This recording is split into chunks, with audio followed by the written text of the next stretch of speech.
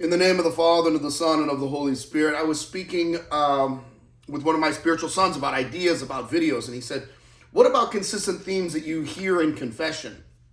Is there something that you hear that happens in confession that you would say pertains to a lot of people, things that people are struggling with, etc., etc.? And I realized everyone's confessing very similar things. I mean, you have the 7 deadly sins and all the variations on that. So a lot of confession is I would actually say shaped more by the person or the gender, male or female, who's giving the confession, rather than it is by any particular sins that are kind of dominant. Everyone struggles with the same things. A lot of times the confession, it's how they express it, which led me to share with him this point. What I'm finding or seeing a lot in confession is that a lot of times it's the men that are under 30 over the last few years that I find they actually have very feminine thought processes. This is both what I've experienced in confession and talking with younger men and hearing the way that they think about things. Now, the Holy Fathers tell us don't trust our own thoughts. So it's important that we reveal our thoughts. But in the process of people revealing their thoughts and talking about it, you realize, wow, there is a very strong feminine way of thinking that I think is actually kind of been adopted by this younger generation of men. Now, as I spoke about in a previous video, there's nothing wrong with the way that women think. Women see life through a kaleidoscope of information, mental, emotional, interpersonal. They have great insights. They just need it balanced with a husband or spiritual father that can help them navigate through the pitfalls and find the right conclusion. Likewise, in a marriage, a husband desperately needs the insights from his wife because his wife is going to have very important key insights into the emotional framework, the personality traits of the children, how they need to be communicated to. So the husband and the wife in these two different ways of thinking are completely complementary. There's nothing deficient in women's thinking versus men's thinking, right? Both of them have deficiencies. What I mean is there's a certain way that women process information that is really unique to them, but I'm finding I see it a lot more today in young men. What are those things? Well, number one, the tendency to focus on too many possibilities. Women often suffer from paralysis by analysis. They see so many possibilities of what could happen that they often are unable to navigate through what are less likely scenarios or less beneficial scenarios and more beneficial scenarios. They tend to see a kind of kaleidoscope of information. I see this with men. They start to be unable to kind of differentiate what is valuable information and what is invaluable information, and they begin to kind of take it in almost like a computer where they're just taking an overload of information that they don't know what to do with or even how to process it.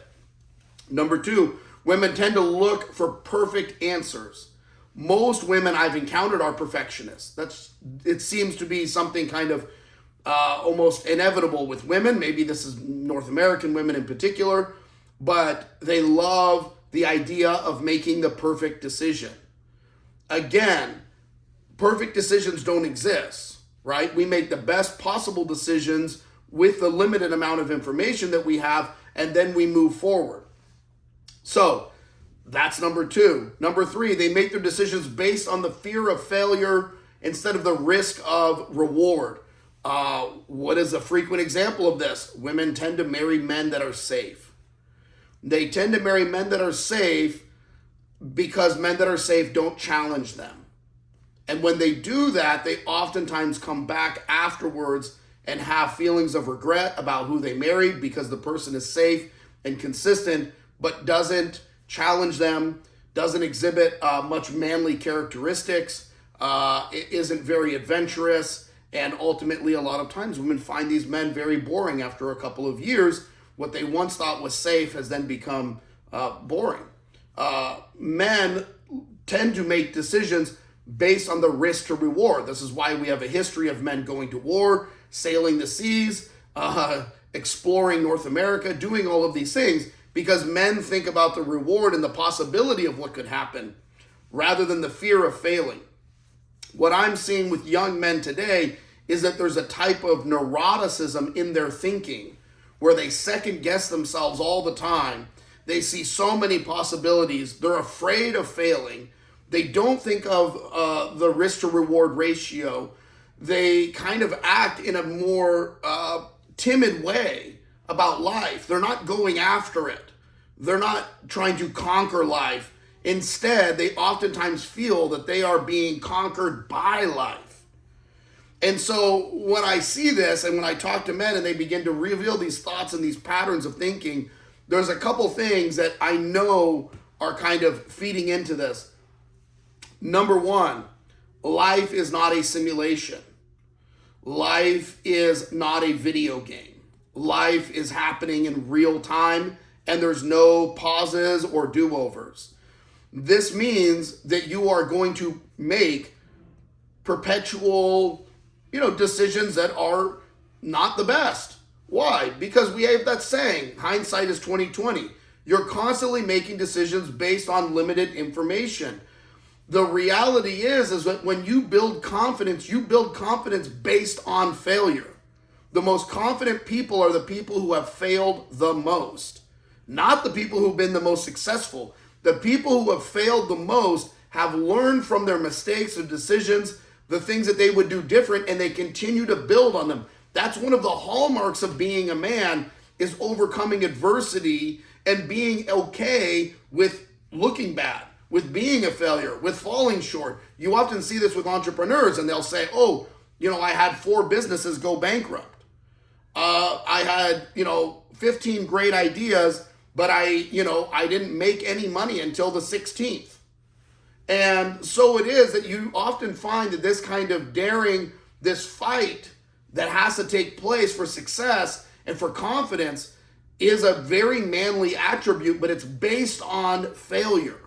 And so if somebody meets a man who's very confident and you hear their story, I guarantee you their story contains lots of failures, lots of missteps, lots of things that they would do different.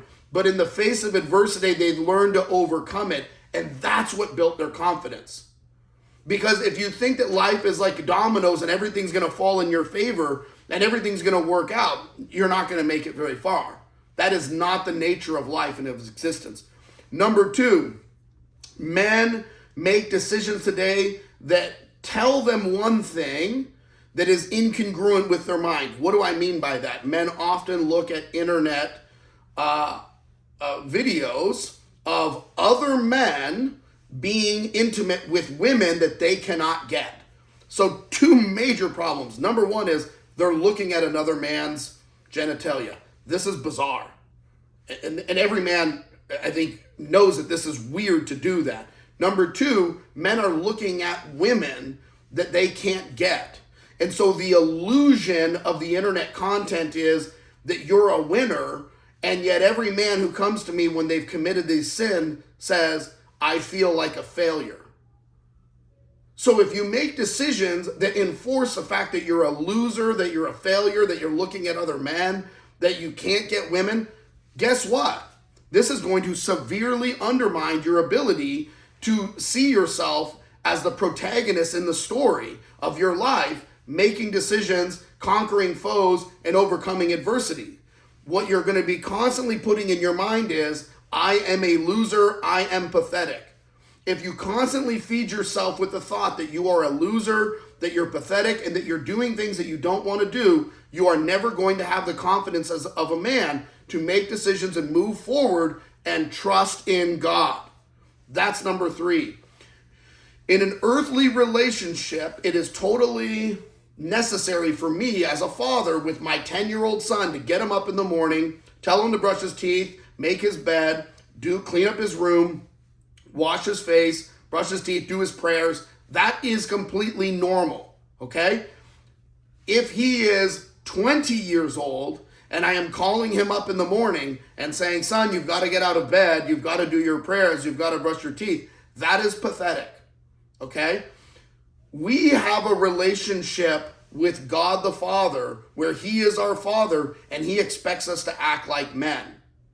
He has a secret, hidden will. We call it the will of God. It is hidden from us. We are not going to figure it out. We are not going to shake a magical jar.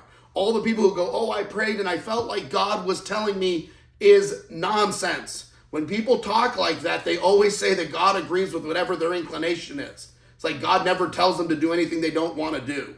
It's nonsense.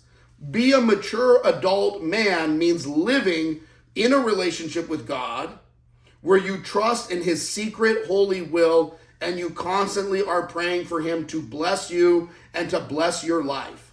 That is what you're asking for. But as far as decision making goes, he expects you to be an adult man. When my son is 25 years old and he says, Dad, what should I do? I can say, listen, son, here is my wisdom. This is what I think. But ultimately, he's got to make the decisions. He's got to figure it out. I'm not going to tell him every time, oh, you must do this or you should do this or whatever else. Right? That's our relationship with God. We have to live and move and act in a way that honors God. What do I mean by that? We need to keep to his moral will, meaning that we're not dishonest. We don't lie. We don't cheat. We don't steal. We don't manipulate people. We're not passive aggressive. We're not pathetic. We live within his moral will, and then we make the decisions that we need to do in life. Men, young men especially, need to cultivate their thinking around being successful, realizing that life is full of tons of uncertainty. They're going to make mistakes. They're going to have failures. They're going to have to trust in God, and they're going to have to walk forward with maturity and follow their best sense and the best advice that they can get from other men, and to follow this through and realize that this is why life is a journey and everything isn't laid out at your feet, ready to go. And you have to fight for it. You have to work for it. And that is part of being a man. God bless you.